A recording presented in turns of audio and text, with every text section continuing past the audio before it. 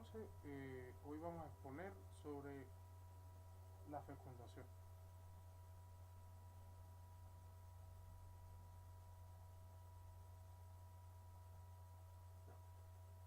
Para que se forme la vida es necesario que dos células se fusionen, una célula femenina y otra célula masculina. Esto suele sonar muy fácil, pero en verdad tiene su complejidad. Yo la puse en 5 puntos. Entonces el primer punto que vamos a exponer son los espermatozoides buscan el óvulo. Durante el coito, es decir, durante la relación sexual, los espermatozoides penetran en la vagina. Al no convertir en el medio ácido de esta, emigran hacia el cuello, un medio alcalino más favorable para ellos. Atraviesan el útero y llegan hasta las trompas de falopio en un par de horas. Allí pueden sobrevivir de 48 a 72 horas.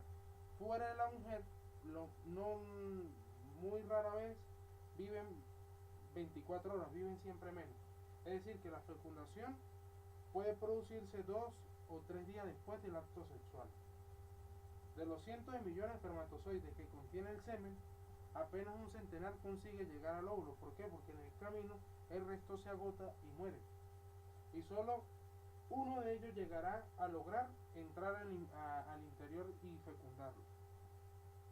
Cuando esto ocurre, la membrana del óvulo, hasta entonces permeable, altera su estructura química y esta se cierra y más ninguno puede penetrar al óvulo. Vamos a hablar del segundo punto, que es la unión del óvulo y un espermatozoide. Al unirse con el óvulo, el espermatozoide pierde su cola y fusiona su núcleo con el gameto femenino. De esta simbiosis nace la primera célula del bebé, que la llamamos huevo o cigoto. ¿Qué contiene la información genética? ¿Qué información genética tiene? Todo lo que el nuevo humano va a tener. Puede tener desde el color del cabello, desde el más o menos aproximadamente la estatura que va a tener. Todo eso lo suele tener él. Vamos a hablar del tercer punto, que es el viaje de huevo al útero. Es empujado por los impulsos musculares de la trompa. La ayuda a unos cilios vitrales, es como una especie de pelillos. Una especie de pelillos que son los que ayudan a empujar al espermatozoide. El huevo fecundado inicia un viaje de 3 a 4 días en el útero. A las pocas horas de la fecundación se divide en 2 células y en el camino desdoblándose en ellas, ¿sí? Es decir, se va multiplicando, desdoblándose en partes iguales. Cuando llega a la cavidad uterina, consta de 16 células y aparece que parece como una mora. En esa parte la vamos a llamar morula, eso se llama morula. No anida de inmediato porque aún no ha alcanzado el desarrollo necesario, sino que permanece libre 2 o 3 días. Durante esos 2 o 3 días ella sufre nuevas modificaciones, ¿sí? Antes de implantarse a la mucosa uterina. La implantación del óvulo. La implantación tiene lugar 7 días después de la fecundación, es decir, 21 o 22 días después del inicio de la última regla de la mujer. El huevo se sitúa sobre el endometrio y se adhiere fuertemente a él como una ventosa.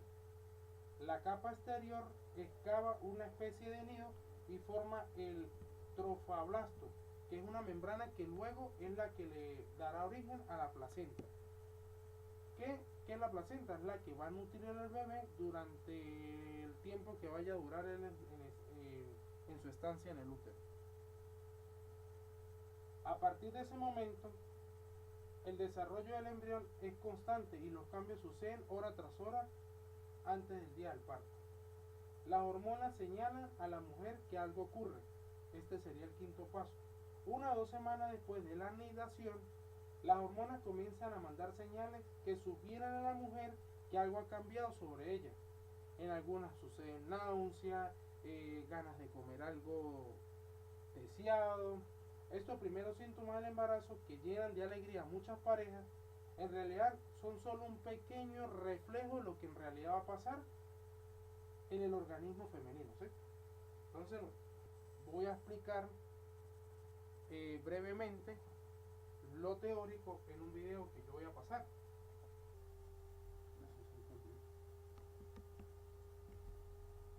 Entonces, aquí voy a explicar esto.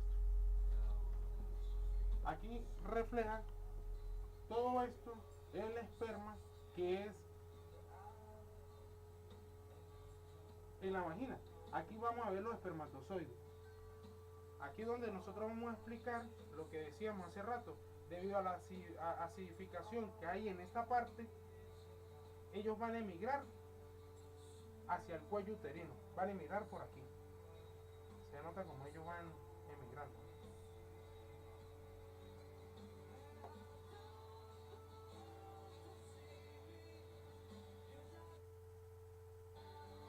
Estos son los silos vibráctiles, los que yo les hablaba hace rato. Esos son los músculos que ayudan a desplazar ahí. Entonces, aquí donde nosotros vemos que antes eran millones, aquí son centenares. Este es el óvulo, donde ellos van a llegar. Este es el óvulo. Entonces, al llegar ellos al óvulo, aquí se va a notar donde cada uno de los espermatozoides está buscando la manera de cómo ingresar para ellos llegar al núcleo. Ellos van a reventar una primera membrana, que sería la membrana pelúcida. Mira, aquí vamos a nombrarlo. Aquí al abrir el primero, la membrana esa pelúcida, ya el óvulo altera su composición química y él se cierra. Ahí no puede ingresar más ninguno.